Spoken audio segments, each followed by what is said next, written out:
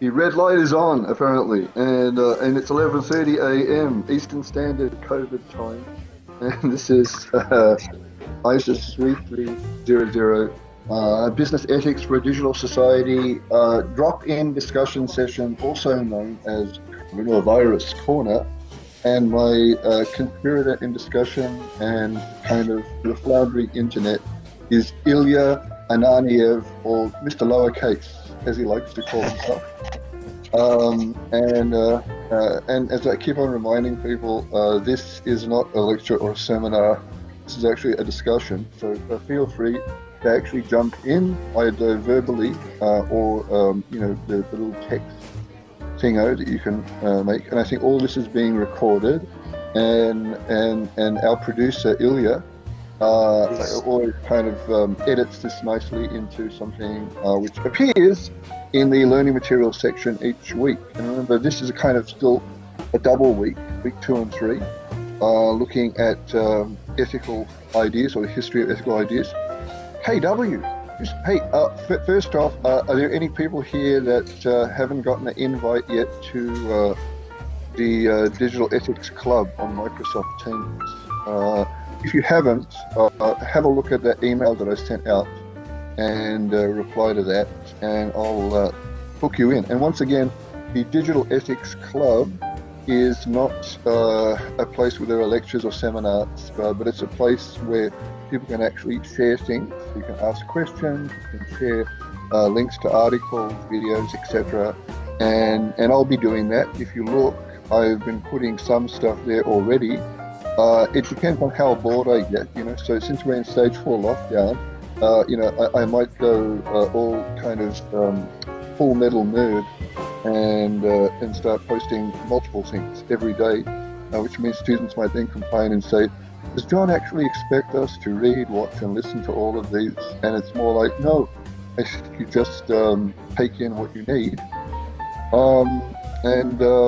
And hopefully you guys share stuff that we don't know. And I think, isn't that true, Ilya? Are you still there, Ilya, or are you doing something else? Yes, I am, but I'll be turning my mic on and off and so forth. Okay. Because what we actually need in Collaborate Ultra is something that gives us a pulse rate, or like a telemetry, like on NASA, when they send astronauts out, right? And they can say, oh yeah, this guy's stressed out, right? Because, his pulse is going up and down, etc., that kind of thing, right? Or maybe I'd like to see something on Collaborate Ultra that just tells me if my audience is sleeping, just like a row of Z's. Oh. So somebody reacted to my message. Oh, great, somebody put something on it. That's fantastic, So feel free to dip in and see. Because, the problem with the Microsoft Teams interface, right, is that I always see all these messages that say John has added this student. Maybe I can collapse those. Just have my my comments or student comments on. Yeah. But I put some stuff on there if you want to have a look about TikTok. Because I know that Ilya is a crazy TikTok user. No, my kids are. Oh, sorry, I thought you were. That you kind of. That's why you do. Yeah. And some people are saying, well, TikTok is actually the spawn of Satan, and it's going to lead to the downfall of civilization, right? And the CEO of TikTok in Australia is kind of hurriedly making all these ads saying, no, we're just a game. It's like, imagine if, Tic-Tac-Toe, the original game, was actually accused of the same thing. It was, oh no, Tic-Tac-Toe is just a game. It's not something that's going to lead to the collapse of civilization,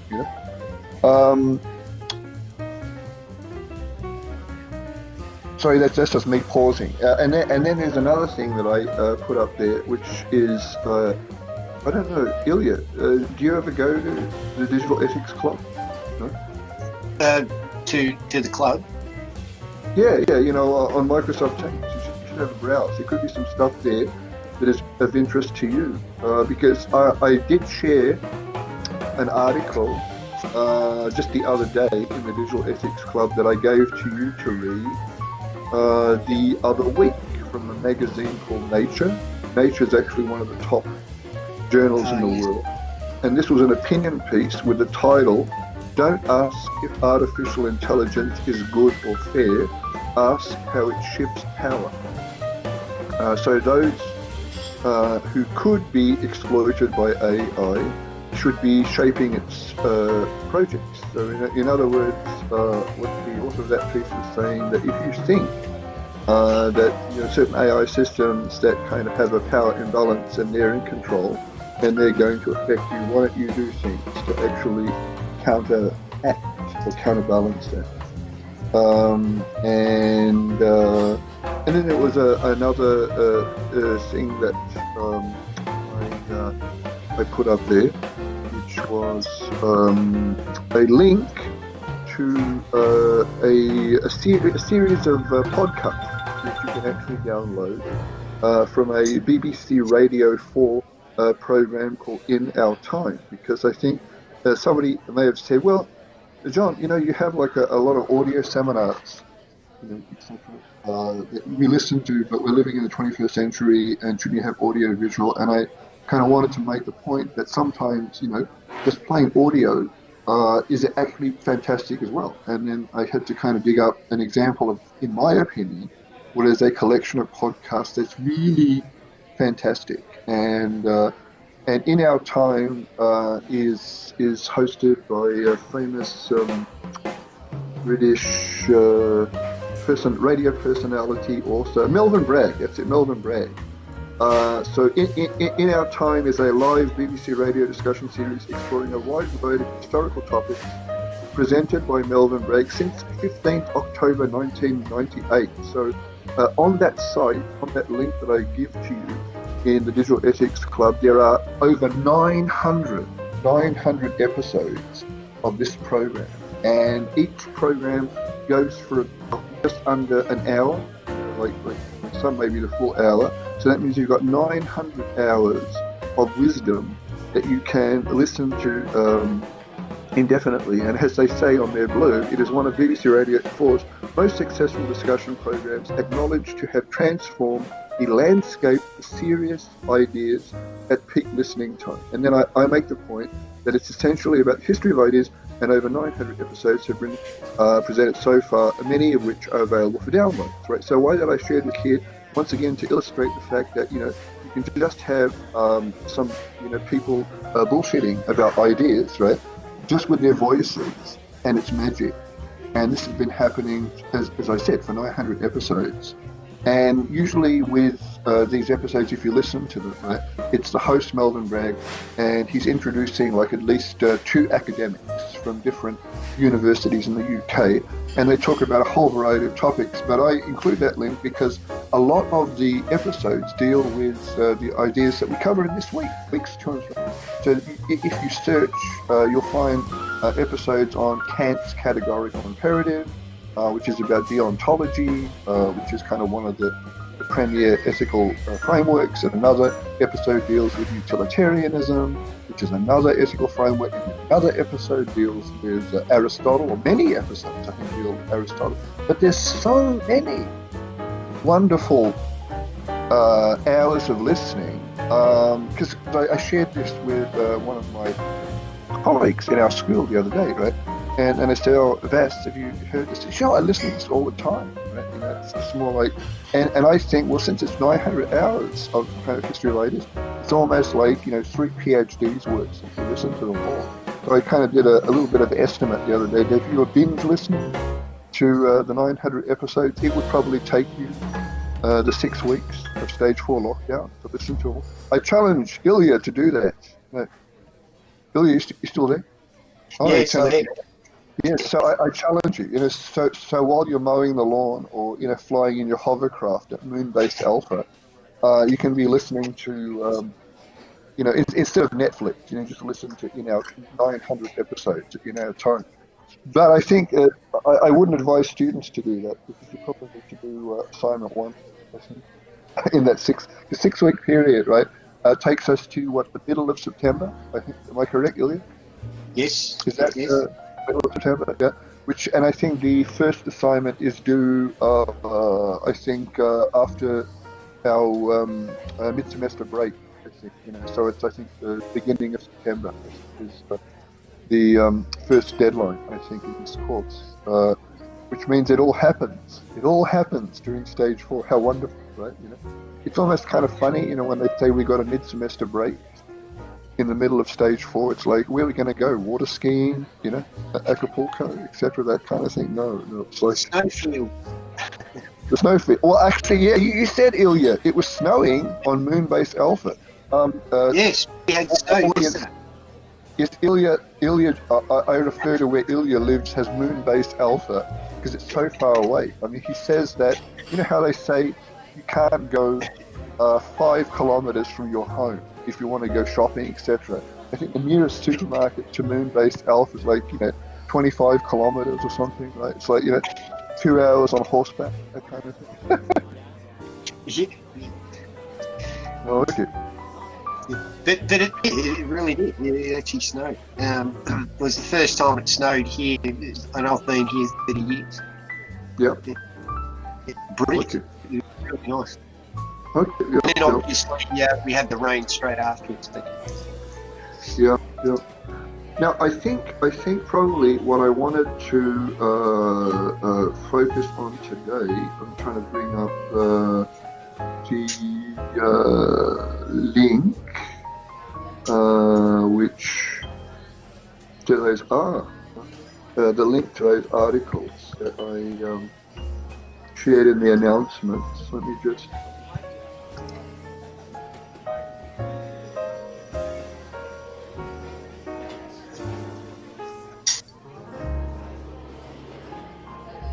And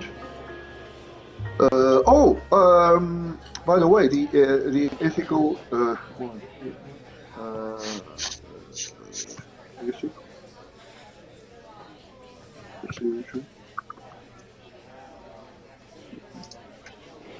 if anyone has any questions, please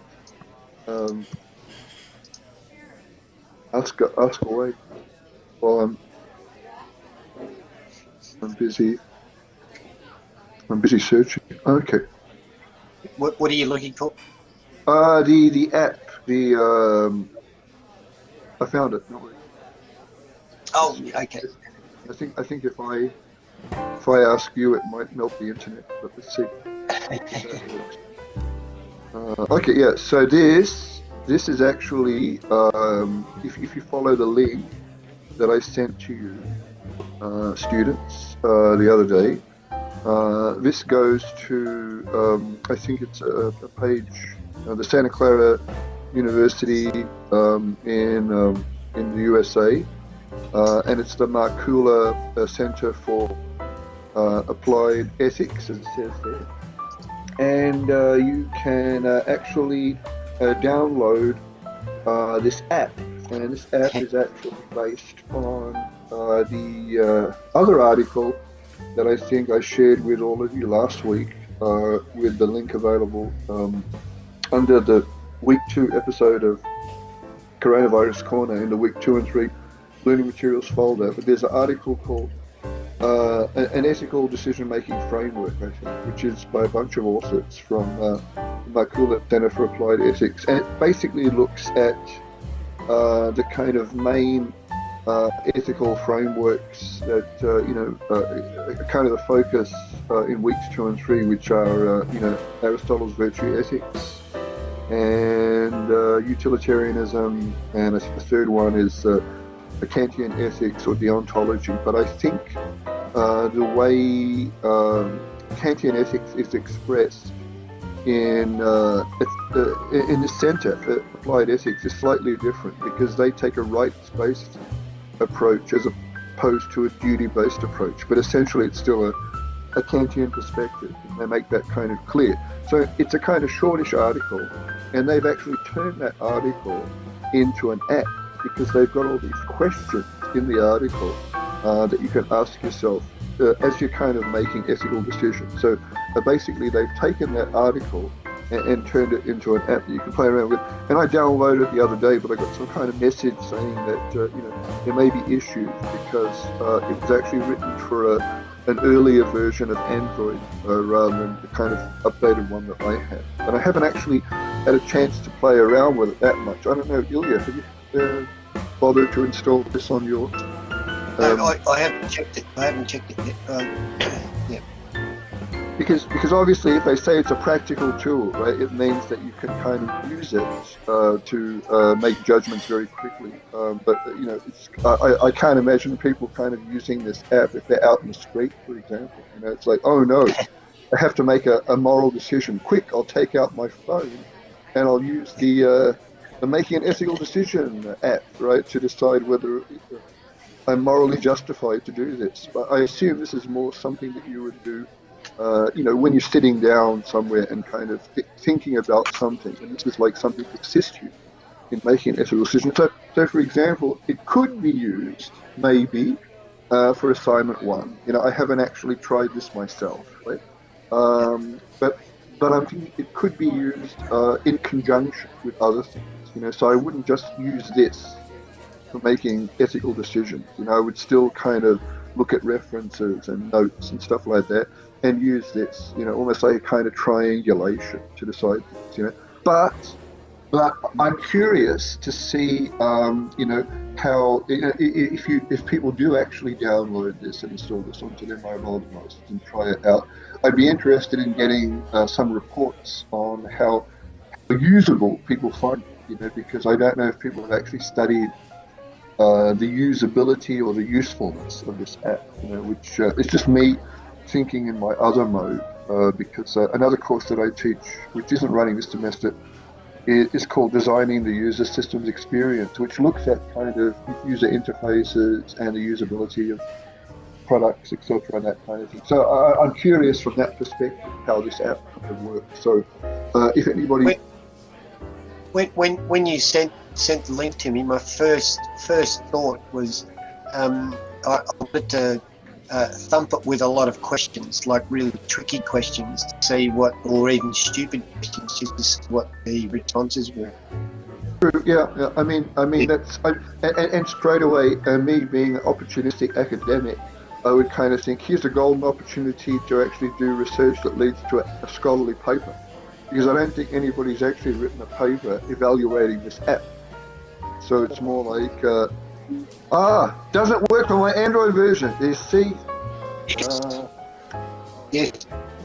See, that's the issue there. Probably, then maybe we need to, if we get enough people who say that, right, then I can probably kind of thump the Markula Center for Applied Ethics over their virtual heads and say, you guys should take the link off, because it's I've just installed it now. Okay, Ilya, you're doing it right now. This is live for a live studio audience, right? Ask it a tricky question.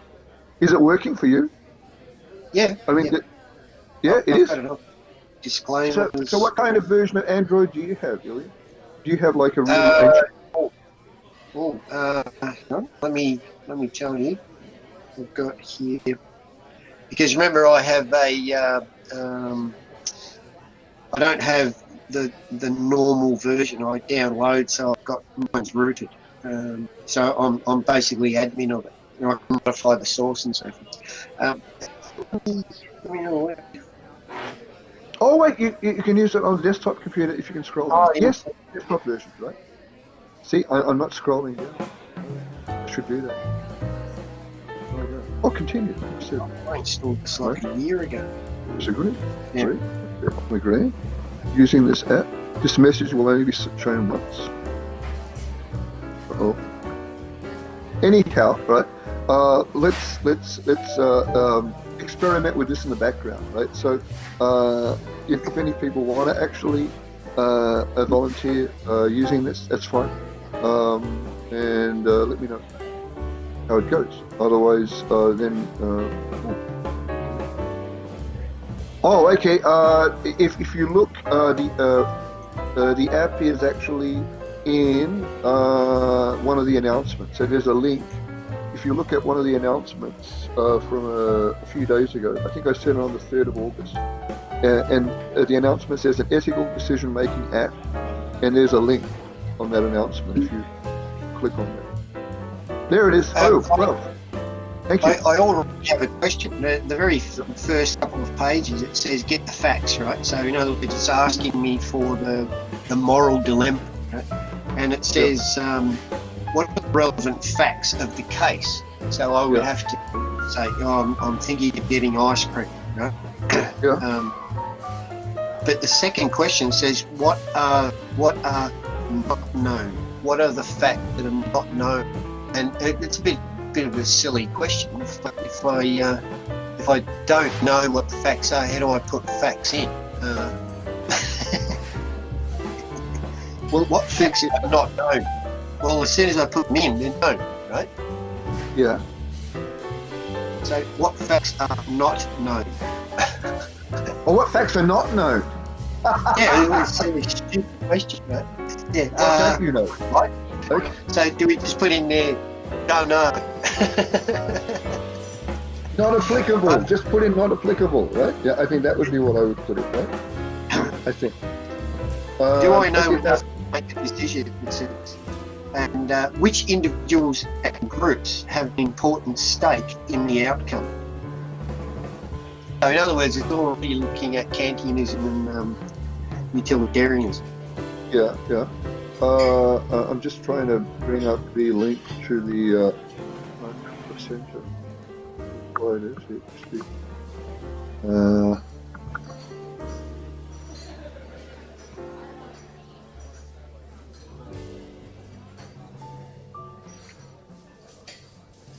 And now it says enter in whatever statement, circumstance, and it says now evaluate the option from 5 different ethics perspectives. But it doesn't give me the 5. Maybe. Oh, it doesn't have a drop down for that. Oh, okay, that's interesting. So hang on, I will do that. I'll type in purchase. Okay, so that app that Ilya is now playing around with, it is based on a lot of ideas which are actually conveyed in this website. So the Markula Center for Applied Ethics at Santa Clara University, that's a center that looks at ethics, which is actually funded by a venture capitalist by the name of Mike Markula, and I just wanted to bring up Mike Markula. Yes.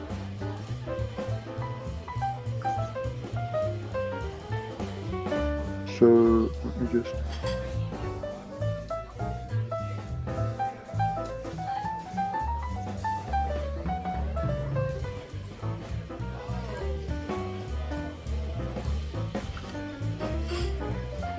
So Mike Markula was the kind of, as it says there, angel investor and the second CEO of Apple Computer. And he provided critical early funding and managerial support.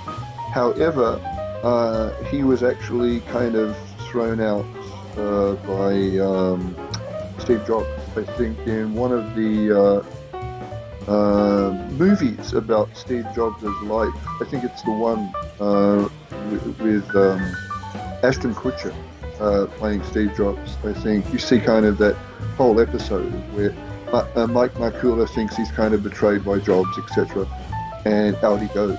And then I think Mike Markula wanted to make sure that more emphasis was placed on business ethics. So that's why he kind of gave a huge grant out of his own funds to Santa Clara University to set up a kind of named think tank for applied ethics in his honor. And also, look, there it is. This is Jeffrey Nordling portrayed him in the 1999 TNT film Pirates of the Silicon Valley. Dermot Mulroney later portrayed him in the 2013 film Job. So yeah, become a angel investor and then have your life portrayed in movies. Let's go back to the this ethical decision making, and I think that's is that the thing that I shared?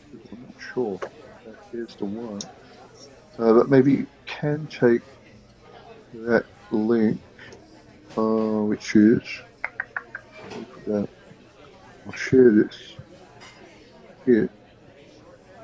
I just said I want to purchase ice cream, and I went through all of the options, and it came up and said your option is questionable.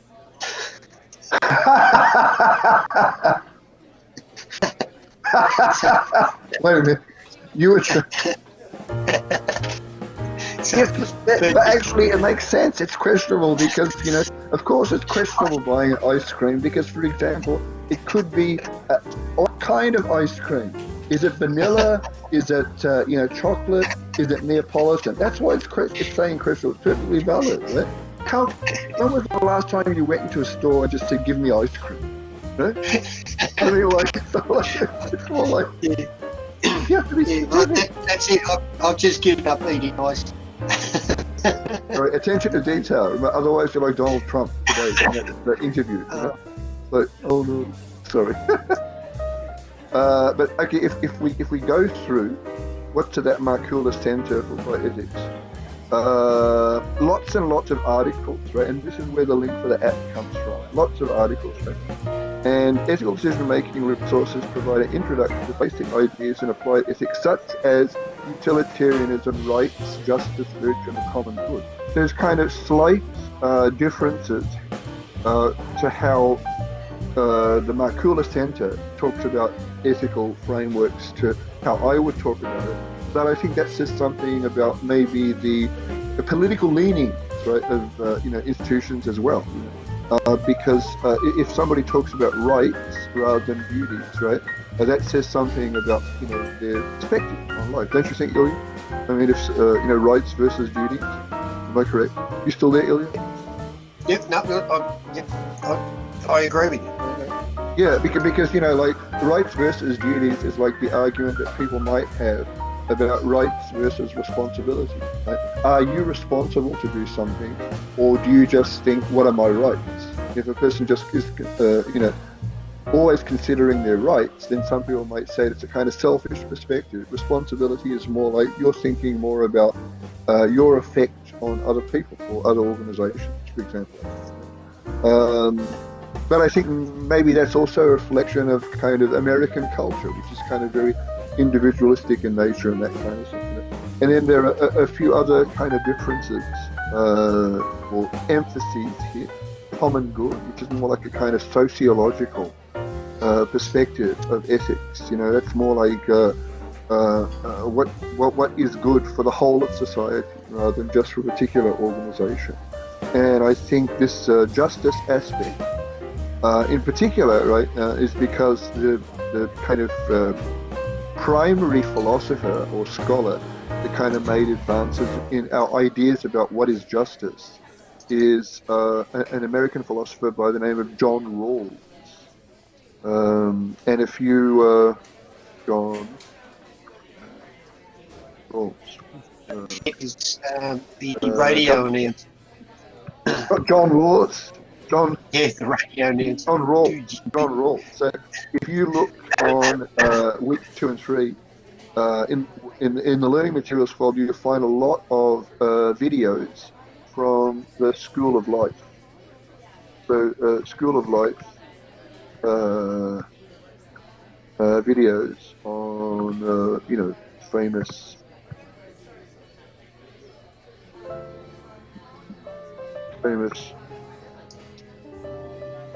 philosophers. So those videos come from the School of Life, and the School of Life put up a link to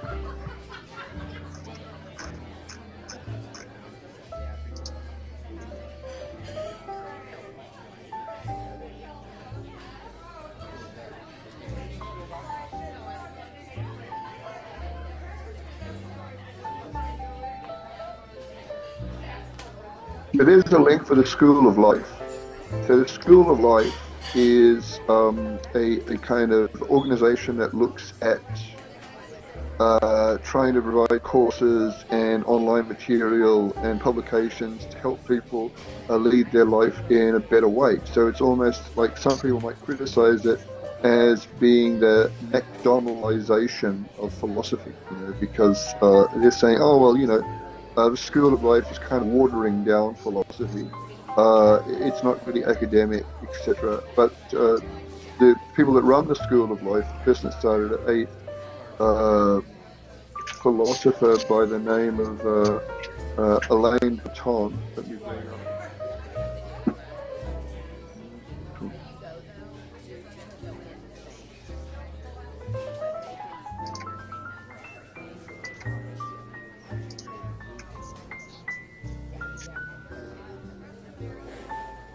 Just wondering whether there were any questions about the first assignment. Oh, okay, yeah. Are there any questions about assignment 1? Effectively, it's been released. Yeah. Oh, it's been released since the first day. That's Alain de Botton. So you'll probably see him and hear his voice if you watch or listen to a lot of the videos in the week 2 and 3 learning materials folder. Any questions about assignment 1? Okay. Oh, a question. Yeah, Connor. Yeah. Please, Connor. Yeah, I've got a quick question. I'm a little bit confused, like, in terms of the reflections that we need to do every week based on the content. Do we post it on the discussion board, or is that saved and submitted at the end of, like, in October with part 2? You mean you're talking about assignment 2? Yeah. Oh, assignment 2. So assignment 1. Okay. With assignment 2, I sent out an announcement earlier this week that the discussion board is now open in Canvas, right? So, and then I made the point that you can use the discussion board to make your reflection, your weekly reflections, which is up to 300 words per week, from week 3 to week 12. You can keep them there, and then when you need to submit assignment 2, then you can cut and paste the content from the discussion board and put it into a Word document and add extra things, right? And you submit that. Or if people have privacy issues and they don't want to put it into the discussion board because they think it's shit, why don't they just put it into the Word document and keep it every week? You can do that, Now, either way, I mean, the thing is, it's more like if I keep stuff in a Word document, I might lose the Word document. I might misplace it. If it's somewhere online, then I always know it's online. That's the rationale. So I'm giving students the option. Right? You can either use the discussion board, make your post every week, or you can just open up a Word document and keep all discussions there. The only thing you have to worry about is that there's a deadline for assignment 2, which is in October. And I think the only thing that students have to worry about is 3 deadlines in this course. So the deadline for assignment 1 in September, and the 2 deadlines in October for assignment 2 and 3. Otherwise, we don't look at anything on a weekly basis. So it's entirely up to you. And I made this conscious choice in the past, right? Because it's more like that's the way I would like to learn. I don't like kind of being micromanaged. I like to be free, etc. Because I think that you can only learn through it. The live tweets and reflections basically to be gone. Hang on, live tweets. Okay. Live tweets and reflections basically to be gone. Yes, that's correct. Tate, the live tweets and the reflections basically need to be compiled into one document and submitted by the assignment 2. Yes, correct. So in other words, let me just put live tweets and journal entries, all compiled into one S2 doc, submitted in October. Okay. Sure. Okay. A quick question Looks here, like, John. looks like Oh. go So, go on. Yeah, question. so Sean wanted to know, how do I study for this course, right? And it's more like, first, Watch all material, analyse all articles. No. first read the assignment specs. Yeah, don't do what I just said, right? You don't have to go through Let's read all the of book. the articles. all of the- And then, journal entries. Journal entries.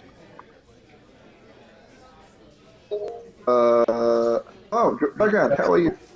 Speak, please. Journal- Yeah, just a quick question. So with assignment 2 sort of specifications, I was just wondering, because it says, where does it say here? So is it just like what we've learned during that week related to the subject, or because it's quite vague with like the It could questions? be. It could even be something that happened to you, which falls into the ethical frameworks. Yeah. Right. So learning journal entries can be anything that's kind of even vaguely related to the course. That,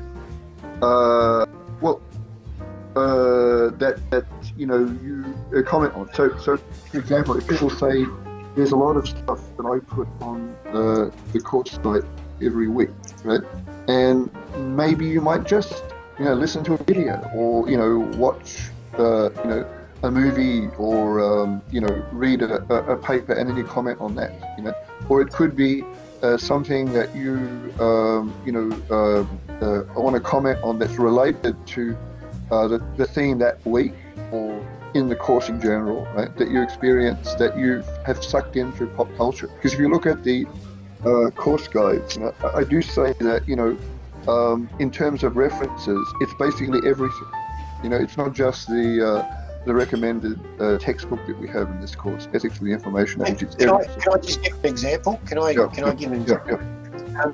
Have a look at this. Let me just share it.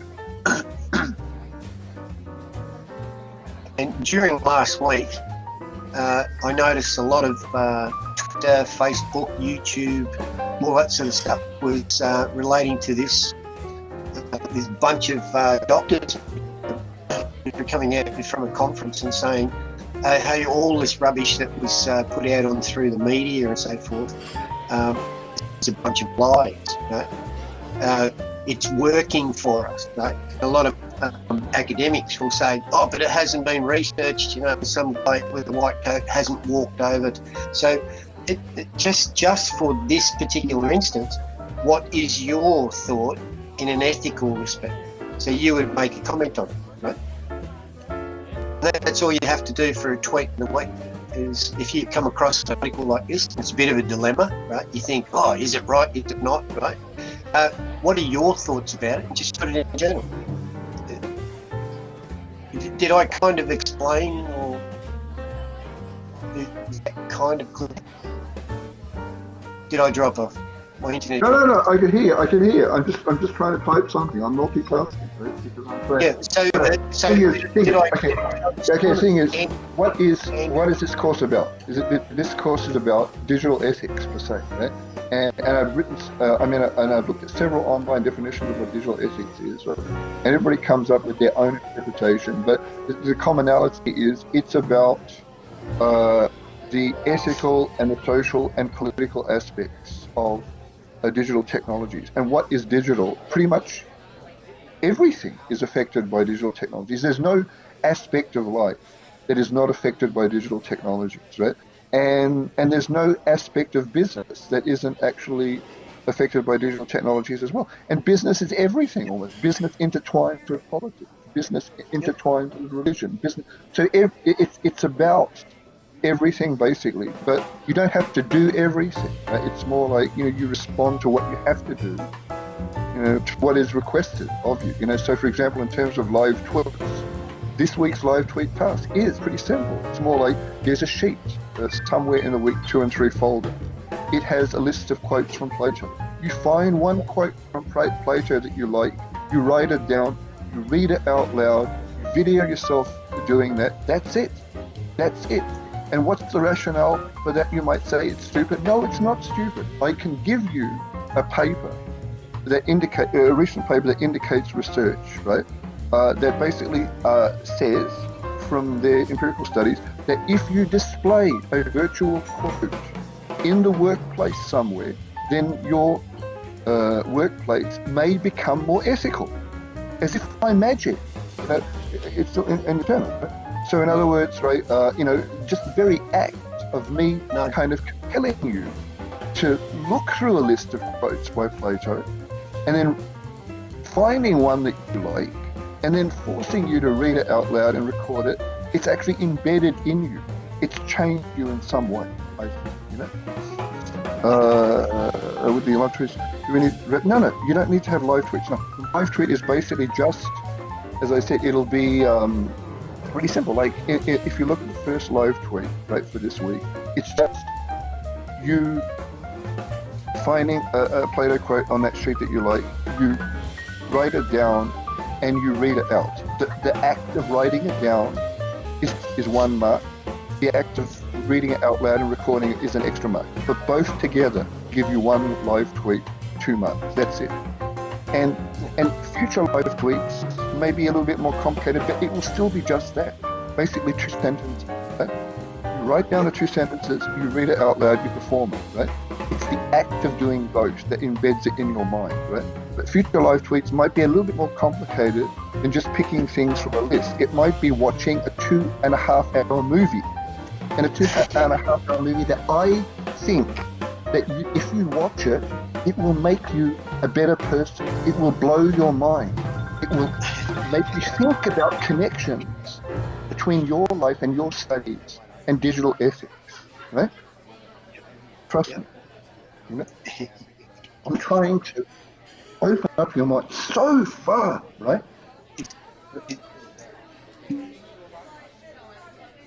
And still, okay, and it's a kind of subtle thing, right? Because it's more like, in other courses you might think, okay, if people give me stressful assignments because they have to be tough, because it's almost a bullet pointed, I know exactly what to do, etc., but it's still kind of hard and boring, etc., right? And the thing is, with this kind of stuff that I'm doing in this course, it's more like, what's he trying to do? And it's more like, I'm trying to kind of subtly get you to think about connections, right? But still, it's an easy thing that you seemingly are doing. But then if you think about it later, and I mean not like half an hour after you've done it, but in the future, then you say, aha, I can see the connection, that kind of thing. That happened to me. It's like a revelation. It's like a spiritual kind of connection to knowledge. Right? But it requires some trust. But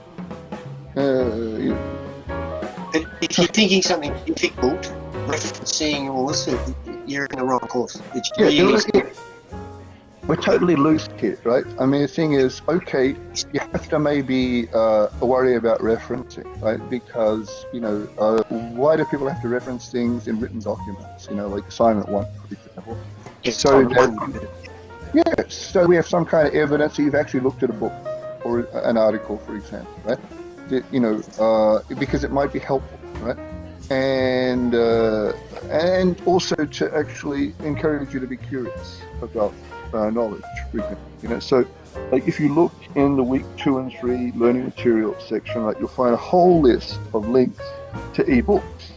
And the reason I put that in there, right, is because in the past when we did this, live in a classroom, right, even though students could go to the library and actually borrow a book and have a look at it, they didn't do that, which was kind of like shock horror to me. Because, when I was doing my PhD, right, that's what I'd be doing all the time. I'd be literally going to every library in the city, right? Hopping on a train or a bus and going to La Trobe University, to the library there, to Monash, etc., borrowing books, keeping tabs, making sure that I didn't go past the due date, etc., that kind of thing. I mean, there was a time, there's actually a limit to the number of books that you can borrow from RMIT University, and I think that limit actually exists because of me. Because in the past, I would actually borrow like hundreds and hundreds of books, right? And then people say, oh no, now we have to have a limit, right? And all of a sudden there's a limit, and people return books, and they can't put them on the shelves, right? So they just put them on the floor. Suddenly realised maybe John was doing a good thing, by borrowing hundreds of books, because we haven't got the shelf space for them, etc. That kind of thing. Thank goodness for e-books, etc. That kind of thing. But the point is, right? And I think I maybe went overboard, right? But it was almost like there's a concept, if you look at educational research, called overlearning. Overlearning is basically you learn too much. It's like overeating. Overeating is a bad thing because it leads to obesity. But I think overlearning, there's no such thing as overlearning. The point was I just told you what the live example for live tweet is. That's what it is. You just do what the task says. In other words, it says for this week, right? For the week, threefold. You find a Plato list of quotes. You read through them. You find the one that you like. You just write the quote down verbatim. Then you film yourself, with your camera, reading it out, right? And then you share that via OneDrive or Google Drive. But not now. We don't look at anything now. You put the text of the live tweet and the OneDrive or Google Drive link in your assignment 2 document when you submit it in October. That's it. And in the future, it might be watch a film and write about the ethics of this film or some aspect of the film. That's it, which is dealing with digital ethics or some aspect of ethics, right? That's it. So it's entirely open. You just have to write 2 sentences, 140 characters, 1, 2, 3, 4, 5, 6, 7, 8, 9, 10. I can count to 140. 140 letters of the alphabet is a couple of sentences. That's it. You just write down a couple of sentences, right? I'm not going to count the number of characters. It's just an estimate, like a couple of characters, like 140 characters. You write it down and you read it out loud. Letters, that's it, correct, letters, right? People think, no, that's what I'm saying. I don't want people to overwork. To me, this is the kind of course that I would have liked to have done when I was doing my undergraduate or postgraduate training, right? Because it's not kind of labor intensive, but it blows your mind, right? So look at the assignment. That's what I'm saying. Look at the assignment specs. Nothing in the assignment specs is meant to overwork people, but it's meant to encourage overlearning. There's a difference. Overlearning means, you're kind of feeding your curiosity, right? Don't worry about, effort, in terms of just quality of what you do, So I want kind of a good quality. It doesn't have to kind of be, labor intensive. And so, yeah, exactly. Ilya, thanks for doing that. That's it. Ilya's done part of the live tweet, right? So the other part of the live tweet would be Ilya reading it out. So read it out for me, Ilya. The root and stem of all evil. Cut. Yeah. So imagine Ilya recorded himself with his camera, did a selfie of his video. That's it. He's got 2 marks. Bing! Right? And then next week, it could be, you have to find 3 words from a list, like honesty, courage, and fortitude. That's it. I've just done 2 marks. Ding! Right? But you might think, shit, this is too simple. No, it's not. Because until you've actually read Ignorance and Stem of All Evil, you never know about that quote. You never know that perhaps Plato may have said that, and it makes you think about what you've actually read. You don't realize how profound and life-changing just something like this can be.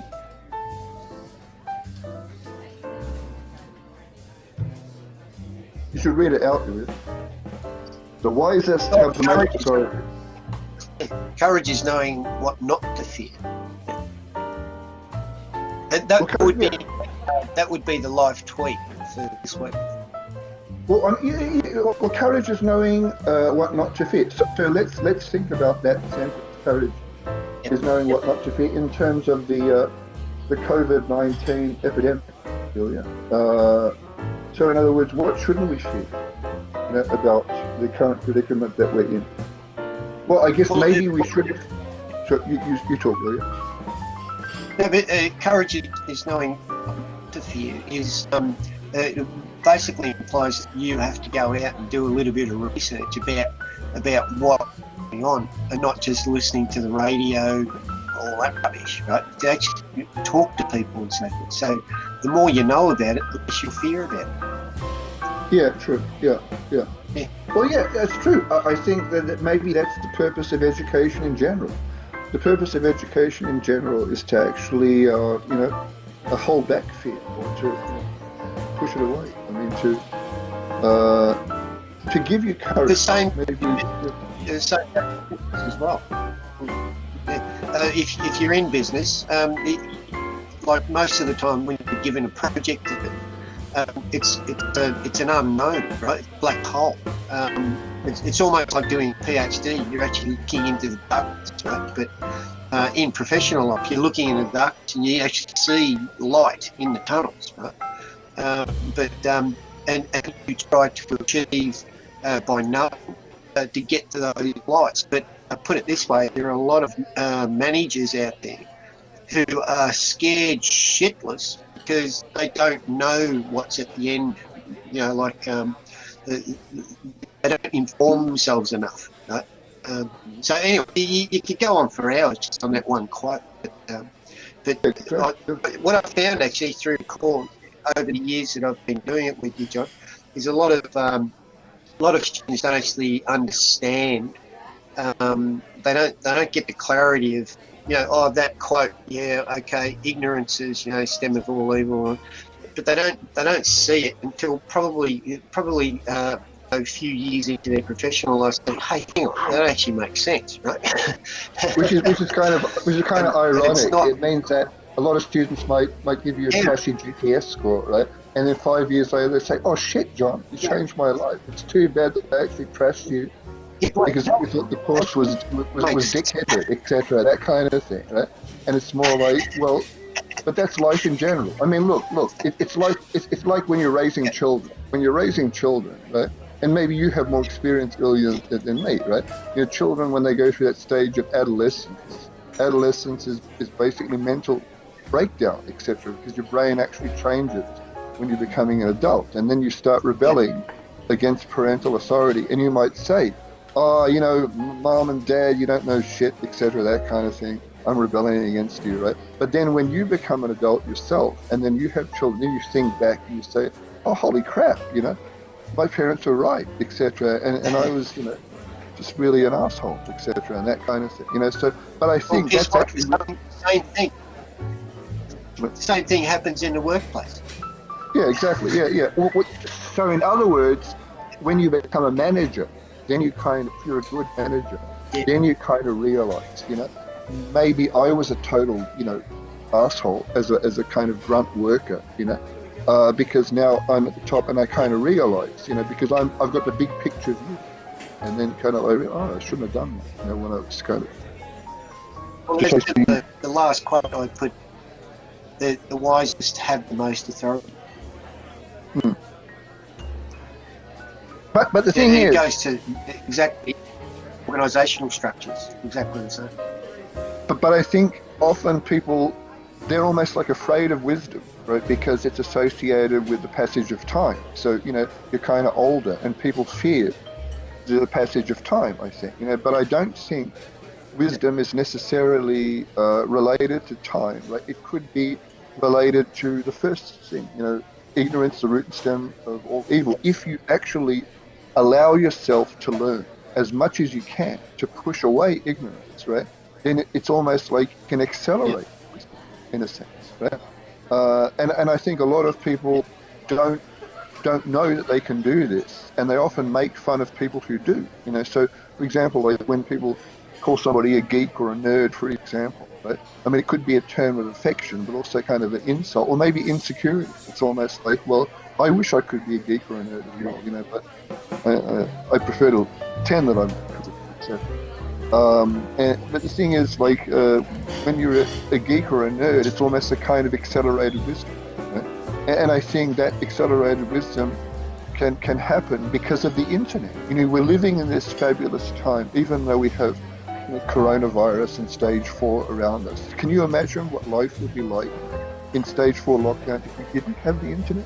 If we had to just, I don't know, light a candle and kind of, read books. No, crappy. Because of that kind of, yeah, and now, it's not just, and people kind of always make fun of Netflix. Oh yeah, the Netflix generation. But even Netflix, for example, I mean, people don't realize that, if you do binge watch things, right, you do acquire a lot of knowledge as well. And because the people that do make these series, right, aren't dunderheads. They actually put sophistication into their work, right?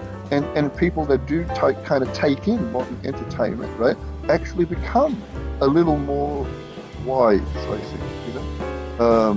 Maybe that's a theory I'd like to work on in the future. I think when I have time during stage 4 lockdown, it's kind of the notion of accelerated wisdom. The fact that we're living in an age where that can kind of happen. I mean, people have been thinking about this for a long time in kind of wacky ways, like a knowledge in a pill, edible knowledge. There's a guy called Nicholas Negroponte, and he was in charge of the MIT Media Lab, which is Massachusetts Institute of Technology, one of the greatest technical university in the world. Right? And they have a media lab which does research on all kinds of wonderful things, digital technologies. And Nicholas Negroponte, he was originally a professor of architecture at MIT. Then he kind of was the guiding light for the media lab in its early days, right? And he's done a few TED Talks. I think in one TED Talk, somebody asked him, "What's your predictions for the future?" And he basically said something like, "In the future, we'll be able to kind of eat knowledge, have a pill, swallow it, and know something," right? And that kind of made all the tabloids, especially in the UK, like MIT Boffin says you'll be able to eat knowledge, for example, but in a sense, we're biology, we're not kind of digital, we're biological entities. Our brains, biophysiological entities, and kind of the mind is the software of the brain, for example, but the hardware is kind of, bio, right? And in order to sustain biological organisms, you need to have biological organisms eat food and drink liquids, etc., and that kind of thing. So who's to say that you can't have edible knowledge in the future? That's just me kind of filling in time. I don't know, Julia. What do you think? Can we have edible ethics? I'm thinking, can we have ethics pills, for example? Like in There's the good pill. So and who makes like the decision? Which one do you take? No one makes it. You have to make that choice.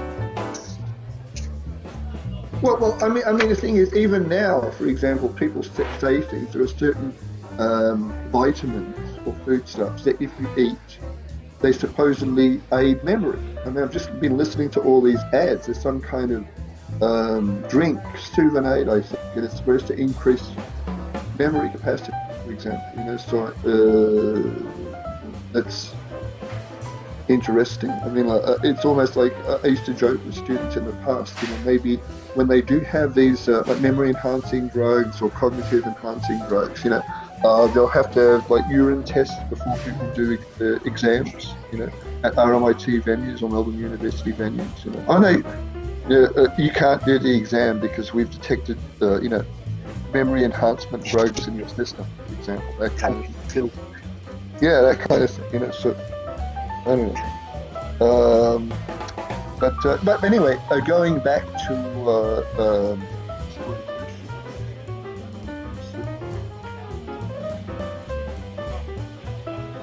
yes, so I think Kotler said every week there will be a new topic to speak about on the live tweet. Like this week is a play tweet, and also the reflection is separate from the live tweet, not merely a tweet for the video. Okay, so in the assignment 2 specification, it's 2 parts, A and B. So part A, I think, looks at just the individual learning journal entry. So the individual learning journal entries, right, is up to 300 words, right, from week 3 to week 12, that you write about something that's related to that week's theme, or something that happens in your life. It's related to that week's theme, or to digital ethics in general, or maybe something you read that you find on Canvas in that week, etc. That kind of thing. Or if you've watched something on Netflix that could be related to that week's theme, etc., then that's what you do. So in other words, it's a learning journal. So you're kind of writing and thinking about what you've actually learned in that week. That's kind of related to something in the school.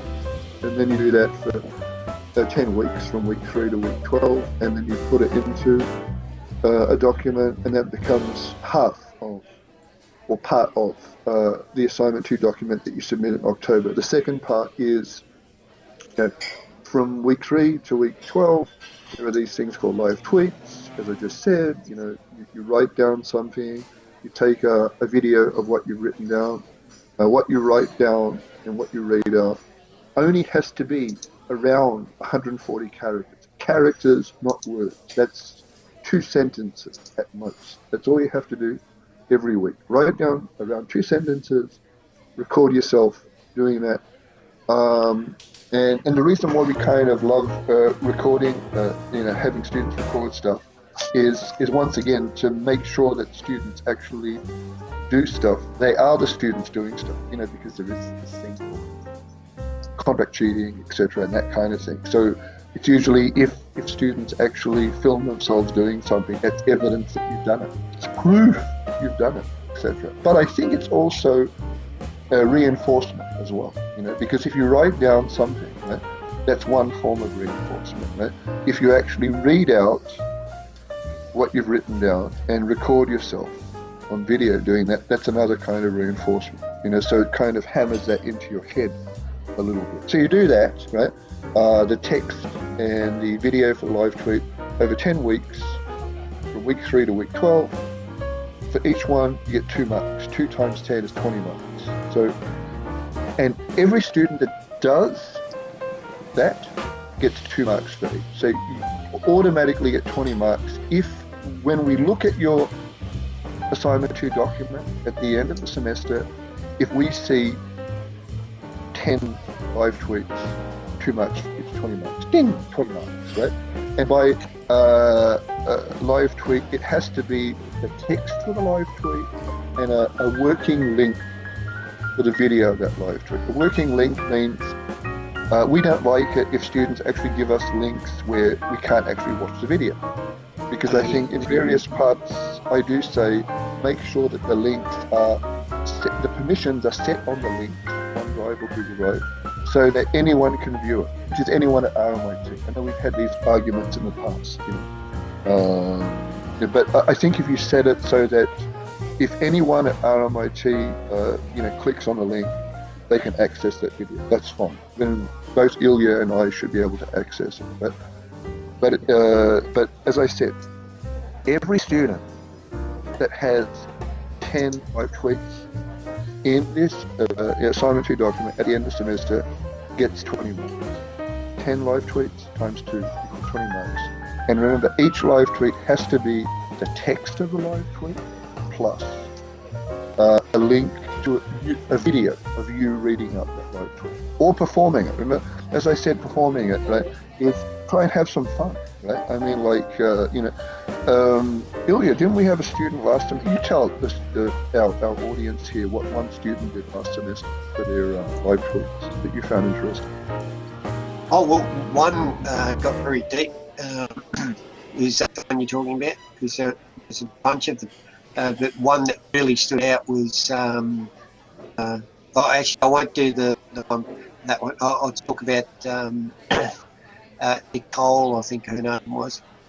She had interesting sort of like every tweet video, you couldn't figure out whether it was her or not. because she used some application where she looked like an old man.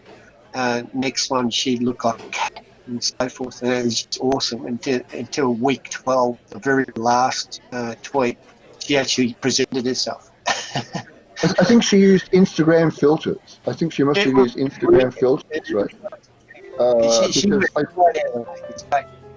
Because remember the very first live tweet she has, because at the start of last semester was the great shortage of toilet rolls. So in other words, every supermarket that we went to, people were hoarding toilet rolls. And I spent the first 2 weeks in class just talking and making fun, how people were being selfish, hoarding toilet rolls, etc., that kind of thing. And what she did in her first live tweet is somebody had created a talking toilet roll filter for Instagram, and she actually used that. So she had herself as a talking toilet roll, reading out the reading out the Plato quote. It was absolutely hilarious, right? That was fantastic. Yeah. And then she did the other things that Ilya said, using other filters, etc. And the thing is, she did that to have fun, and also to do something that was academic and profound. Remember, students, you can have fun and still learn fantastic things and get a HD. And I usually find that there's a correlation between people that get HDs or distinction and students that actually have fun. You can have fun and still change the world. I mean, I think often maybe the problem with the world today is it's forgotten that, you can have fun and still be profound and wise. I'm sure that probably even Einstein, when he wasn't actually trying to work out unified field theory, would go to one of the local nightclubs near Princeton University and do stand-up comedy when there was open mic. Who knows? Maybe he did that, I mean, like, who's to say, I mean, like, oh, Einstein, you're a serious person. No, I'm a stand-up comedian. He was actually funny. Yeah, correct. He was a funny guy. He was a funny guy, right? Look, I mean, the thing about Einstein, right, is look at his hair, right? Do you think that Einstein consciously had hair like that? It was all a shtick, right? It was more like, I mean, his wife, might have said, go to the barber. He says, no, this is my style, right? I have to have kind of crazy wild hair, right? Someday everybody will have crazy wild hair, Yeah. Oh, sorry. What were we talking about now? Oh, sorry. I saw. Any other question? Yeah. Because remember, you've got a running journal, but you've got the assignment one. But the assignment one's a bit different. It's a. Assignment one. Yeah. Let's talk a bit about assignment one, right? So assignment one, right? Different. Yeah. It's basically just a straight assignment, right? It's probably the kind of most normal of all the 3 assignments that we have, right? So the first assignment, right, it's basically an individual written report. Well, actually, everything is individual. There's no group work in this course, right? Because I normally find that with ethics, right, it's like looking in. Oh, you see, Epicurus led a good life. So, hey, man, the secret to happiness in ethics and life is pleasure with moderation, but not too much pleasure. Otherwise, you end up being like Hugh Hefner. I don't know if anybody knows Hugh Hefner is actually a great philosopher, right? Seriously, he actually was a kind of philosopher. He did have articles in his publications. A lot of people didn't actually just go there looking at pictures. Assignment one. Sorry, I got distracted. Right? Assignment one is an individual written report, right? And every semester we have a different scenario that you kind of focus on. And the whole purpose of assignment one is to get you used to the ideas in weeks 2 and 3. So the ideas in weeks 2 and 3, the ethical frameworks, right? And for example, like utilitarianism, Kantian ethics or deontology, virtue ethics from Aristotle, and the other ones, right? And what other ones is John talking about? And I would normally say, go back to week 1.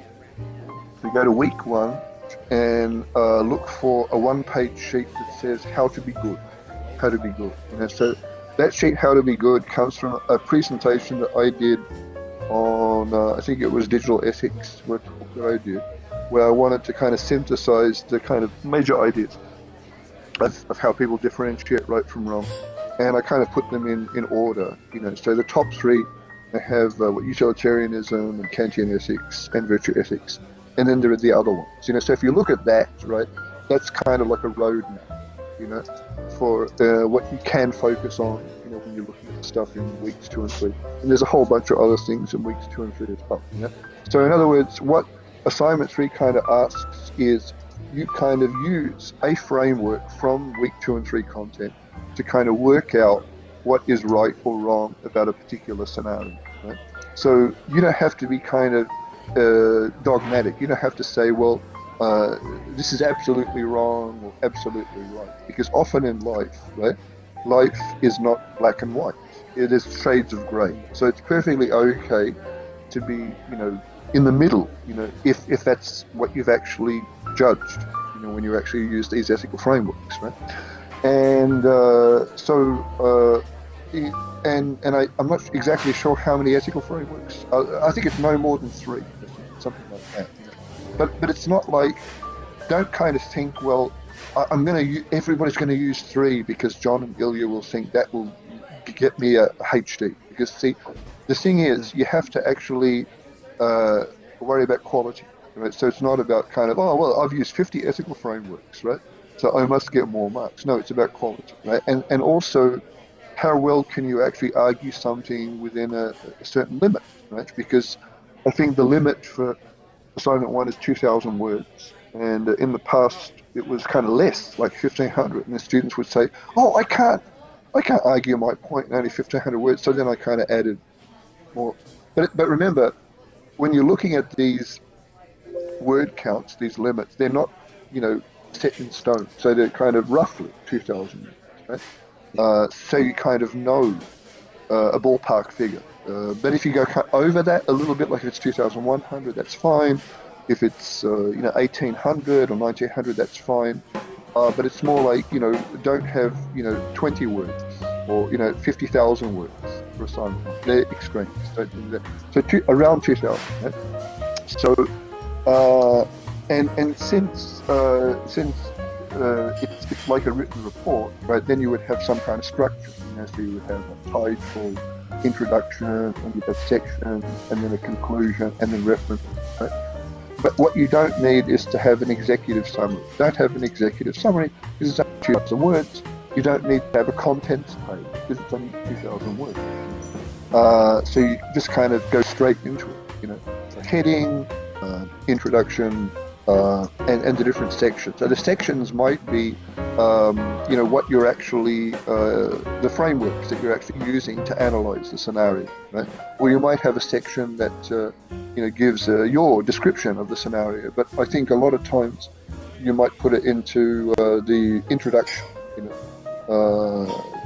because I think if you look at the rubric, which is another good thing that you should do, when you have an assignment spec, look at what the rubric says, and that gives you a kind of idea on what to focus on and how to structure your work. Because then when we actually mark it, we can say, oh yeah, this person did that. Have the structure nicely mapped out, and the students actually done it to that structure. So it's easy to mark and easy to read, and then it's marked quickly. So, and I think the scenario, as I said, changes every semester. And this semester, what is the scenario? It's about political correctness, I think, isn't it, Ilya? It's about GitHub, I think, which is an open source repository opened by Microsoft. And GitHub's used by a lot of coders on planet Earth, right? And I think in the wake of the Black Lives Matter protests, GitHub passed an edict saying that they no longer want developers to actually use terms like master and slave when they're actually using naming terminology for code, right?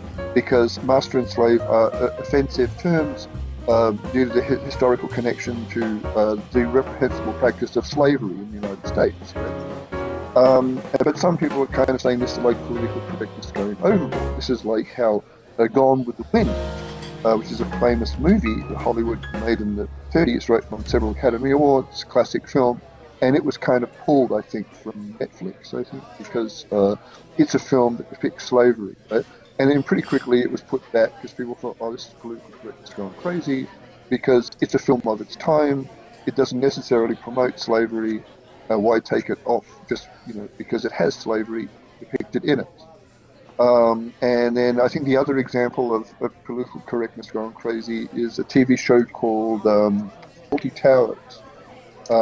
And there's an episode called The Germans, and the BBC pulled that episode off its streaming service because they said the Germans episode was deemed to be offensive to Germans, of course. And then pretty quickly it was put back because the creator of Fawlty Towers, John Cleese, actually said, yes, it's BS, blah, blah, blah, gave a long explanation why it's crazy, right, and put it back. And in fact, if you look in the learning activities section, I don't know how many students have done that, right, for week 2 and 3, you'll find that particular episode. So the RMIT Netflix, or the RMIT Library, has a lot of films and TV shows. I call it RMIT Netflix, and I've actually put the link, RMIT link, for that episode. So if you have nothing to do over the next few weeks, you might like to actually watch that episode if you've never seen it, and see if it actually is offensive to you. Just out of curiosity. I don't know. Is anybody out there a Fawlty Towers fan, or am I just babbling? Nobody knows what Fawlty Towers is. Even Ilya doesn't know what Fawlty Towers is. Right? Oh, yeah, oh, yes. Anyhow, right? But remember, right? That is not something that is for assessment, marks, etc., that kind of thing. Once again, it's learned through experience, right? So I just put that link there with the context of, why that link is there, because it was banned and news report about it being banned, so that you students can actually have a look at it and judge for yourself. Because it's an important thing in life today, right? The ethics isn't just about, thou shalt do that and thou shalt not do that. But, what people are deeming being right and wrong is actually changing. As we speak, what is right versus wrong changes. And I think one aspect of right versus wrong is this thing called political correctness, right?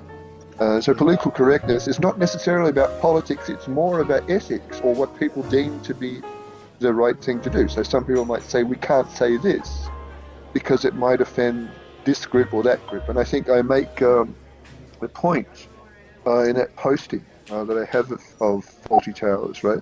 I talk about cancel culture.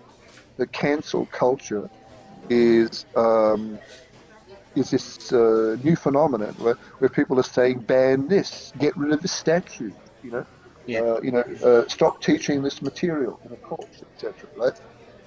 And a lot of people are against cancel culture. Barack Obama, for example, is on record as making a lot of speeches saying, no, don't do this. Otherwise, then people will start kind of not teaching Roman history. They'll say, don't teach Roman history because the Romans were evil. They had institutionalized slavery, etc. But yes, the Romans may have done evil things, but they also did really great things. Every culture does both good and bad, and that's why you have this thing called ethics, morality that exists, so people can reflect and decide, what is actually good, what should we treasure, etc., and not kind of condemn everything. Am I correct? Yeah, well, the latest attacks have been on Martin Luther King. Yeah. Last person you would have thought cancel culture is kind of going against their own principles. It's very strange. Yeah, so cancel culture, not just. Yeah. Yeah. But put it this way, can I just add? Add, please. Yeah. To the students, don't be scared of putting in your own thought, because we're not here or there. Just be really open, and you're not going to offend us. I couldn't care a brass wazoo. It's just make sure that you get yourself your voice heard, right? No one's going to stop you here. In fact, but don't keep saying things. I really don't care. In fact, assignment 1 also has a section you have to put in after the conclusion and before the references section, which I call a personal reflection section, right? And why does the personal reflection section exist, right? Once again, right, is because there's this phenomenon called contract cheating, so people have been known to go online and buy answers to assignments. But what I put in to actually prevent that from happening or minimize that is a personal reflection section, which is, and I usually say this, it's in the actual spec, I want you students to look into your hearts, to look into your soul about what you've actually written in assignment 1 in terms of how you thought about it, right? And give me your personal opinion. And so the personal reflection section is not about citing references and impressing me or Ilya with, theories. It's about what you think, your raw opinion, right? And I mean, if you think that assignment 1 is bullshit, right, then say it, If you hate it, say it, right? But back it up. I mean, I don't want to have just a person saying, well, my personal reflection is I hate assignment 1. I think John is a dick. That is not appropriate, right? But you would have to back it up. You'd have to back it up. That's what I'm saying. You back it up, right? And that's a personal reflection section, right? Because I'm saying that even if you did go to one of these online contract cheating places, can you actually do this assignment for me, right? And then do the personal reflection section, and here's my soul. You can look into it, right? And then just write down what you think it says, right? See what I mean? So and I think if you students don't have a personal opinion, that's really sad, because I think this is a postgraduate course. A postgraduate course means you've already suffered through the rigors of undergraduate training, etc. Right? And supposedly you have some knowledge already in you, and you also have life experience, right? There are people who have jobs and may have had jobs in the past, for example, right?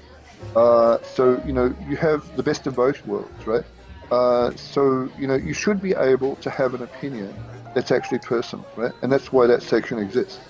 So your raw, like if something like that happened to you, how would you feel, etc. Right? Or if you don't care, say that you don't care, right? Say why you don't care, right? That's what I want. Raw. Cancer culture, moth phenomena. It's considered. Interesting. Do you think cancel culture is an ethical framework? It's a good question. It may we could write into... a paper about it. We could write a paper about that. Yeah. See, the thing is... we have to put Andrew down to contribute it. Hey, that's something we could have, we could write a paper, right, and have all 100 students as being co-authors. You know what happened? You know what happened? My system is coming. Cool. What happened once, right?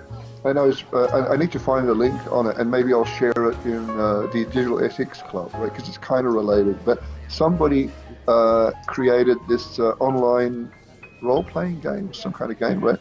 And it was designed, and how you can have many people playing it, but this was for hundreds or thousands of people to play it at the same time. It was almost like a social experiment. What if you can get a huge number of people, right, and they're actually engaged in one thing, because, and I think it was almost likened to democracy.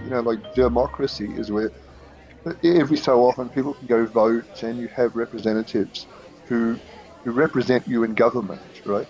But imagine if you could have a system where the country was actually kind of controlled by everybody, literally, so it was almost like a kind of Uber software system, right? And everyone was connected to it. So every time a decision had to be made, then everybody would have to make a decision in order for something to happen. Almost like if you're living in rental accommodation, it might be an apartment or a flat in the suburbs, etc.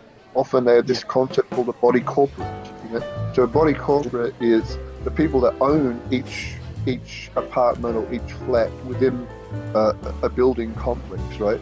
often have meetings, and they all have to vote together to get something passed. Right? Like imagine like a body corporate, but almost like a government corporate. So a government corporate system that links everybody within a country. And in order for anything to happen, everybody has to say yay or no, you know, or a significant percentage. I wonder how I'm many sure would this- actually Well, I'm sure the system would break down, right? It's like this morning, you know, they said that there's that online page they have to get a form you have to fill in if you can work legally. So you carry it on you, so when the police pull you over, they don't give you a fine, right? So, and you have to download this form from the government site, but so many people went to the site, it overloaded and ding, it went down, so, which is a hassle. So in other words, even if my idea could be made true, I'm sure that we don't have hardware systems and networks that can maintain that capacity. You know, it would kind of be technically not feasible, I think. But I'm sure you could actually create one earlier because you're a hardware whiz, I think, we aren't you? hacked.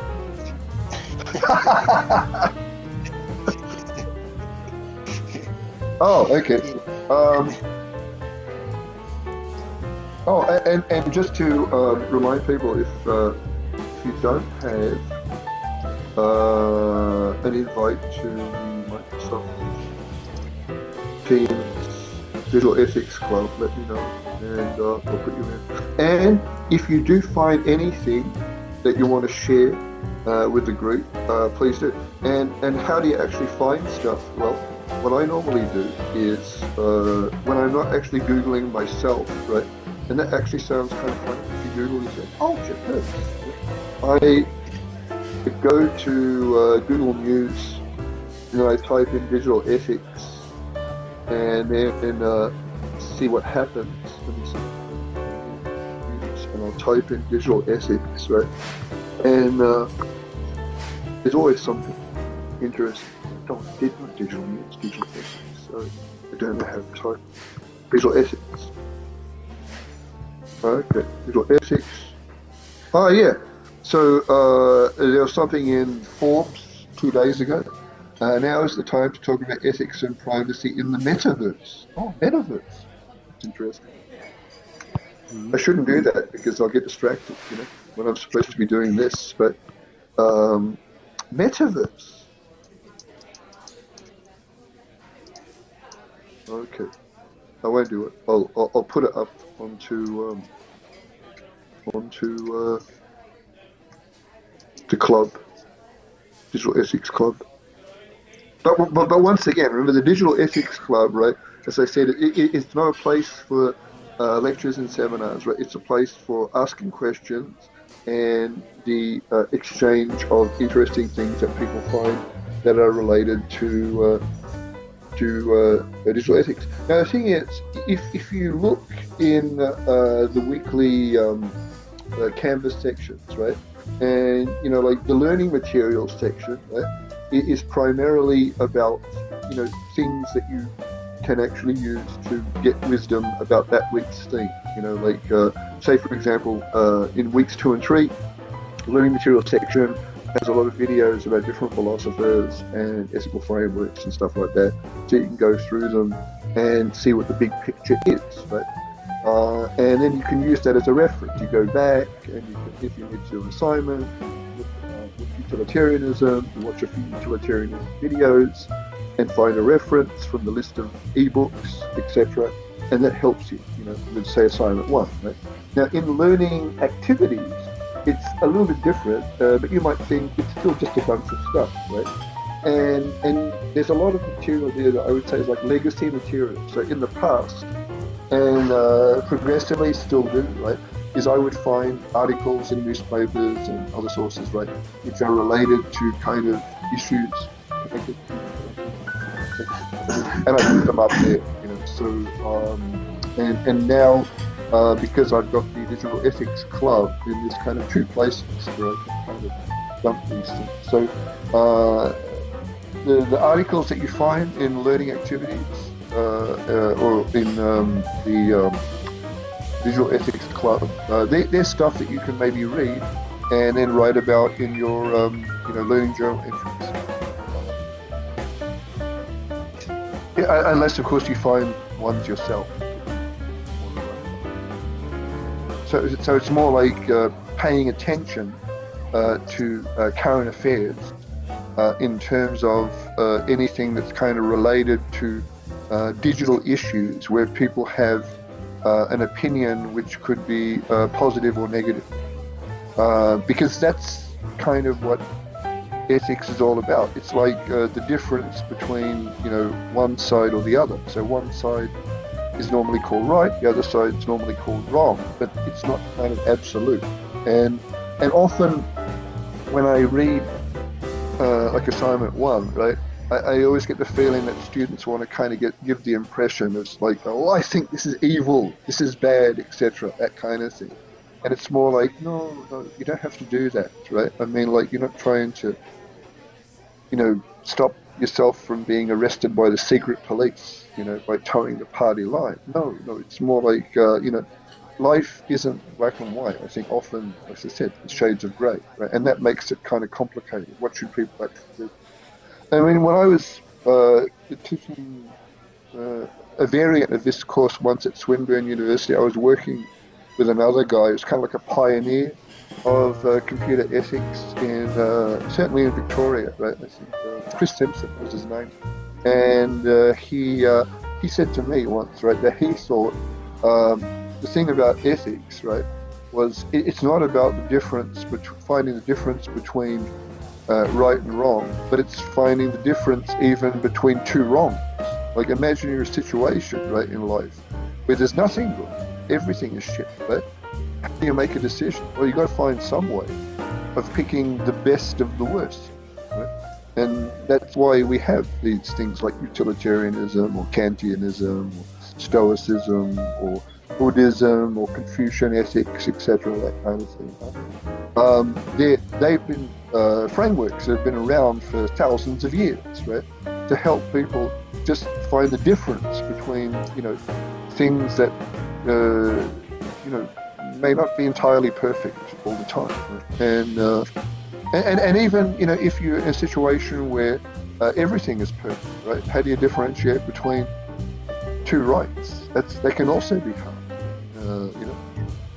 And that's why you need to have frameworks like this. I'm not sure if it's, I think it's next week. It's when we started doing this online last semester, we didn't have what we're doing now, the online drop-in discussion session for the first few weeks, as Coronavirus Corner. See, if you look for this on Canvas, look for something called Coronavirus Corner. Once again, it's us being playful. Right? It's like, oh, Coronavirus Corner. It's like a talk show. Right? It's about coronavirus. Sometimes it is, right? And sometimes it isn't, right? But in last semester, the first couple of Coronavirus Corner things that I put up onto Canvas was me kind of looking at articles from New York Times and other publications. And I think, and I'm not going to remove those, they'll still be there. So like when the weeks to come roll out, you'll find series 1 of Coronavirus Corner, which is the one from last semester. This is series 2. So this is going to be SO2 EO3, I think, when Ilya finally cuts it and puts it up onto Canvas. But in series 1 of Coronavirus Corner, one of the things that I did was I commented on an article that was in New York Times, right, where a bunch of ethicists was talking about the issues of New York City if they didn't have enough ventilators for people who had coronavirus to a serious extent, right, and they had to be hospitalized and put on a ventilator, and there was a shortage of those, right? And I think one of the ethicists said, in a situation like that, where you have a lot of people who need a particular piece of medical equipment and there isn't enough, right, then the only ethical thing you can do is basically do your choice entirely on a random basis, which is, toss a coin or throw dice or have some kind of random number generator. And it might sound kind of brutal, but he gave an argument why that's the only thing you can do, right? Because otherwise, if you do it any other way, then you're going to introduce some kind of bias which is actually making things worse. And sometimes, doing things on the, by throwing dice or tossing a coin may be perfectly legitimate, even though it sounds kind of, not good. And in fact, here's me putting up my pop culture hat. And I think, Andrew, you mentioned this the other day. Character in one of the Batman movies, I think, Two-Face, the lawyer, Harvey Dent, handsome guy, gets kind of involved in an accident, right? And his face is kind of deformed, right? And then he becomes this super villain, a costume villain called Two-Face, right? And then, you either die a hero or you're long enough to see yourself become the villain, right? And basically, he kind of then rules his life on the toss of a coin, right? So, if the coin says do the good thing, then it's a good thing. If the coin says don't do something nasty, then do something nasty. And I thought that was kind of interesting that you had Ephesus basically saying toss a coin, and figure out who gets to use the ventilator. But I think if you're not in a disaster or crisis situation like we are in now, you're kind of looking at a scenario like that, it doesn't seem right. But, that's the scary thing about being in a disaster situation or a crisis, that it requires a different way of thinking about the world. So going by what Andrew just said, do you think heroes die early? Heroes die early? What? Because they say excuse me, etc. That kind of thing.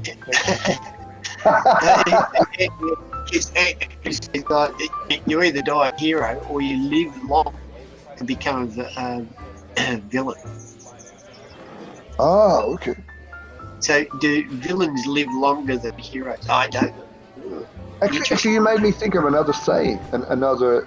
I don't think it's from Plato. It's something like a coward dies 1,000 deaths, a brave man only one. Who said that? I'm sure it was probably Zorro or something like that, from one of the movies that I saw. That's the problem with being a pop culture. Yeah. Look it up. Yeah, look it up. Okay, let's see who can get the answer first. A coward dies 1,000 deaths. A brave man only. A coward. Oh, okay. Somebody beat me to it. This is like. That means the coward lives longer. Ernest Hemingway. Ah, Yeah, Ernest Hemingway. Oh, Ernest Hemingway said that. Nobel Prize winning author. Wow. Okay, Ilya, you get extra marks. What book do we have to read to get that right? It's The Brave But One. Ah. Man, Ernest Hemingway. Oh, he was a character too. Yeah, but it says there the man who first said that is probably a coward. I agree with you, Andy. That means the coward lives longer. It's like how many lives does a cat have? 9 lives.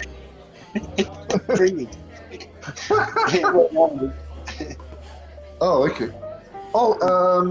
Okay. So yeah.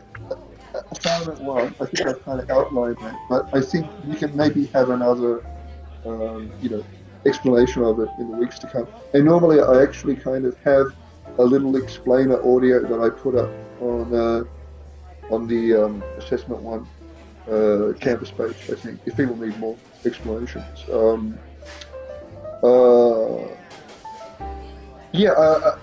Maybe the other thing that probably I might want to talk about briefly before we call it quits for today, because maybe people need to have some last-minute shopping to do before everything shuts, like JB Hi-Fi and Officeworks and Bunnings, etc., that kind of thing, Assignment 3, right? Assignment 3 is the kind of video assignment, so in the past it was kind of like just an essay, and then and then we experimented with doing the video approach. So it's an 8-minute video, which has kind of references in it and some kind of structure, and it's based on a selection.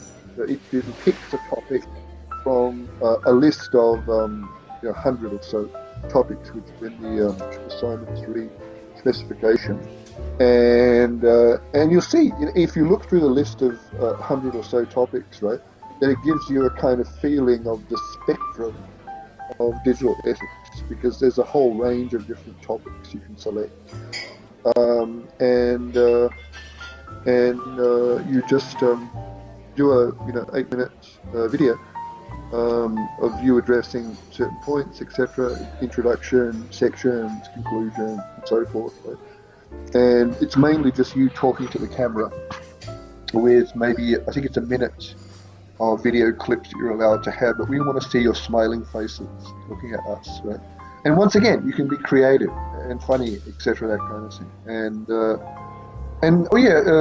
the same student that did there's a funny things with the live tweets in her 8-minute presentation for assignment 3.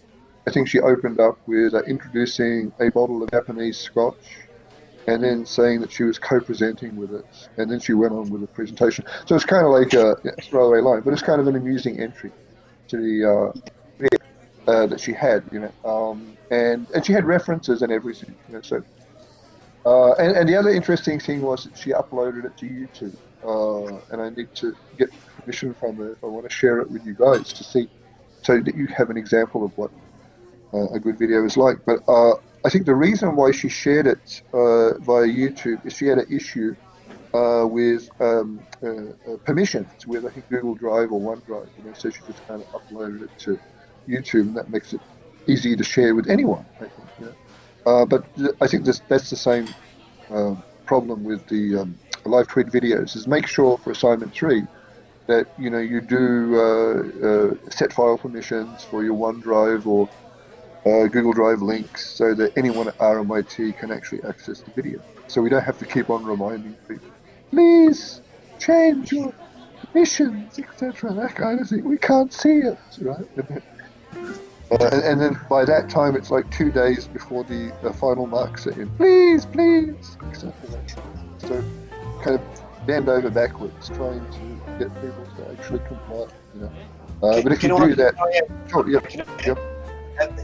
The most important thing that I see in previous semesters as well is the important fact for assignment 1 and assignment 3 is actually reference. Mention your references. Right? So don't just blurt out text. Make sure your text is referenced within the text, not just at the end as the reference list. Right?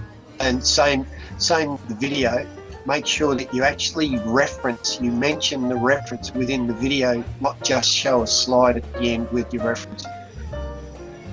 Yeah, exactly. Yeah, because I think that the whole purpose of academic referencing, and I think the style of referencing that we follow is Harvard style, which is kind of, and I think it's maybe RMIT Harvard style. There's links in the assignment to, I think, a document which will help you to learn about referencing. But if you just Google Harvard referencing, it will kind of help you.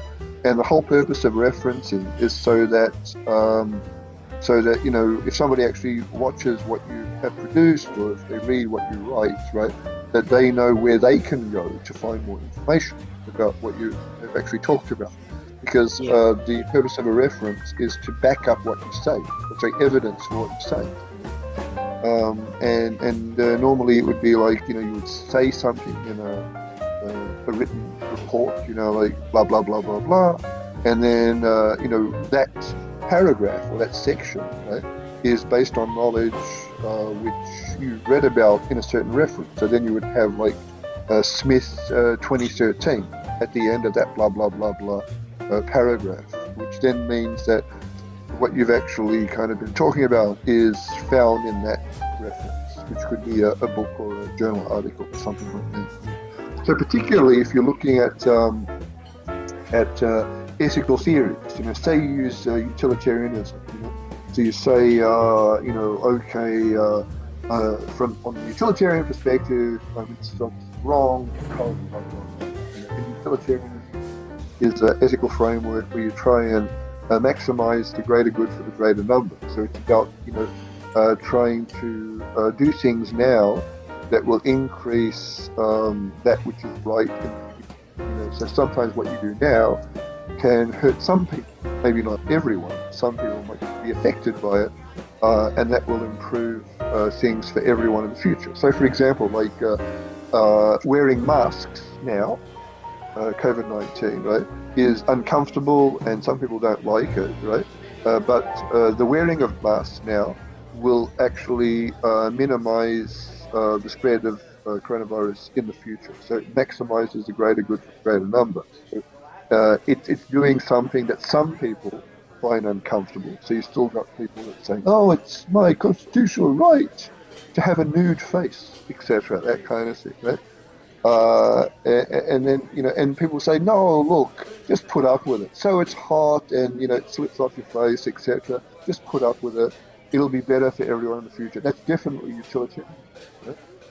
Whereas, if it was a kind of, deontological or Kantian approach to ethics, it'd be more like, at the start of the pandemic, there were rules in place. People should have followed them, but they didn't. And that's why we are where we are now. And then you have to take the utilitarian approach. And then the virtue ethics approach is more like, let's find examples of people that are kind of doing the right thing and follow what they do. So when people started wearing masks a few weeks ago, it became mandatory. I think there was an image of Shane Warne, the cricketer, wearing a mask while playing golf, I think. And that was inside the Herald Sun somewhere, right? And I guess the reason why they put that down is Shane Warne is kind of this heroic figure to a lot of people. He's wearing a mask. So then people might say, if Shane wears a mask, Shane Warne wears a mask, then I should wear a mask as well, right? The only problem is Shane Warne's mask had slipped off his face a bit, and his nose was exposed, so it was kind of not a really good look, etc. And that's why people were looking at Donald Trump. So Donald Trump originally was saying, "Oh no, I'm not going to wear masks. Don't wear masks." And all of a sudden he wears masks, and he says, "Oh yeah, it's the American thing to wear masks." So that's more like a kind of, it became virtuous to kind of wear a mask because Trump said, "Oh, it's the patriotic thing, wear a mask," etc. That kind of thing. Even though people might be cynical and say that Trump said that because he was going low in the polls and the election's coming up, so maybe his opposition were kind of more convincing in terms of what they were saying about masks. So referencing, I think, and I think with referencing, right, it's a good thing because maybe it encourages you to at least try and have a look at some of those ebooks that we have in weeks 2 and 3. So I tried to find a spread of ebooks. Some are actually more interesting than others, and I guess it's up to you to find which you actually fancy. Because Ilya, you like references. Every time I say, "Oh, look at this reference," Ilya doesn't just actually look at the ebook, he actually buys the book and he spends a lot of money on it. You know what I mean? I don't play around. He doesn't play around, right? He actually fully loaded, right? I'm going to admit to you, like, you go to the library, I don't think I've ever been to the library and if I've just got the book. I have to always put myself on a reminder, and then 2-3 weeks later they give you the book. Oh, okay, yeah. These days you can't just walk into it unless it's some book that is completely irrelevant to anyone. Obviously that's why it's in the library. But if it's useful, it's go and walkabout. Oh, you mean it's been stolen? Oh, shock horror. But even like I can go through RMIT and they say, "Oh yeah, but it's in whatever, like Bundoora campus or something like that. I take a week to get there." I said, "But I can go and pick it up." "Oh no, it's okay. We'll deliver it here." It's all around and they just like it. in the bookshop. Yeah. Bookshops, they're a bit far between these days. Yeah. Oh, actually, one thing I have to kind of say before we close, right, is I don't know if students actually noticed that I have a song, I think, popular song. I think it's in week 2 and 3 learning activities. Well, it's both sides now, I think, towards the end. And I think in the past, I had one student that said, "Oh no, how dare you actually put popular songs into Canvas because you're kind of forcing your musical taste on us, blah blah blah." And I think the reason why that song is there, remember, this course teaches you to sing. What's the title of the song? The title of the song is Both Sides Now. Both Sides Now, I think, right? And once again, if you listen to the lyrics, or if you kind of download the lyrics and read them, then I guess you can kind of understand what the song is about. But even if you look at the title, Both Sides Now. So let's look at the word both. What does both mean? It means that there's two of something, right? So we have this thing called ethics. It's kind of underpinning this course.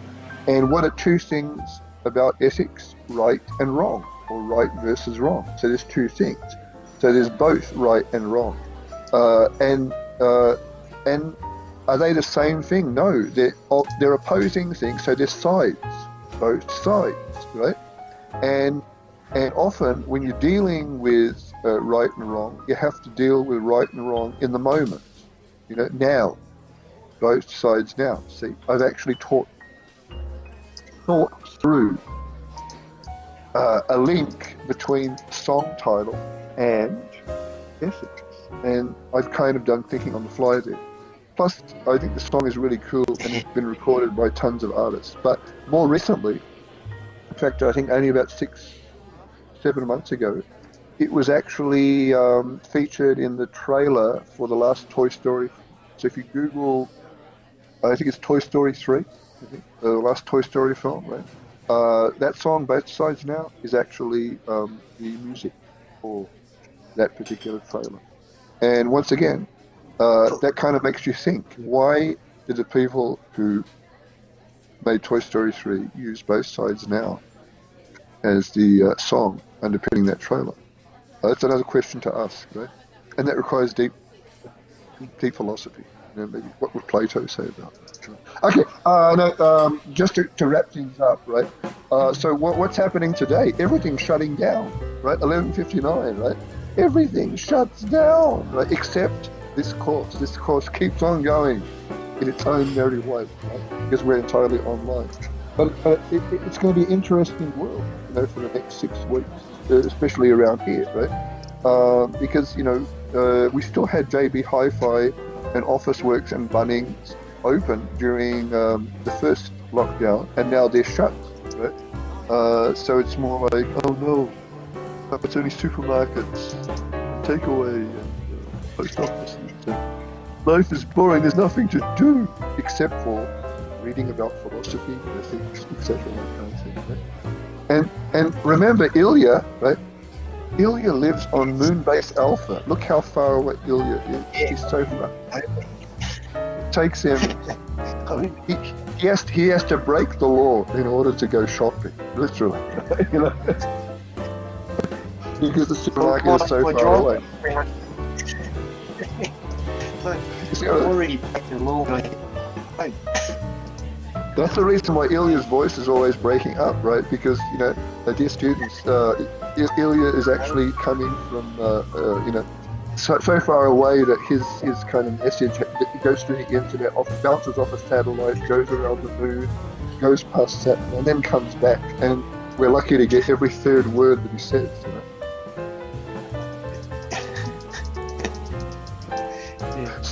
So I think what we should do now is maybe say the end for another fantastic episode of the Business Ethics for Digital Society drop-in discussion session, also known as Coronavirus Corner. And as I said, this will end up on Canvas, cut very nicely and creatively with some kind of theme by Ilya once again. And I hope everyone here has a nice afternoon and rushes off and does any last-minute shopping for cables and power tools and other such things before everything shuts down. And then we have no place to go and shop except for 7-Eleven, right? Can we buy a router at 7-Eleven? I don't know. But Am I pronouncing router correctly? What? A reminder for everyone is remember, if you have any questions, don't be shy. We've got the open office now, the virtual office. Yeah, the virtual office, right? And also Microsoft Teams, just drop a question there and we'll respond to it, or old-fashioned email, right? So there's lots of different places that you can. And by the way, I think I've got the office open this afternoon, but I may have to hurry because I probably may need to make sure that I don't break curfew. So time, I think it's 6:30, 6:30, or maybe a little bit later, depending on what the queues are like at Bunnings, right? So anyhow, thank you, students, for listening. Thank you for participating, and I will see you again next week or earlier. You know, if you want to. And take care. I'll catch up with you really shortly. John? What? I'll catch up with you very, very shortly, John. Shortly? Oh yeah, shortly. Yes. Yeah. Yeah, sure. So I thought you were breaking up. Yeah. Yeah, it's my internet. Okay, sorry guys. No, it's okay. I think Ilya was saying something profound, but when he edits this, he'll put in all the missing words, right? He promises that. Or just, he will give you a file with all the missing words, and then you have to figure out where to put the pin, right? So thank you people for listening, and see you all again soon. And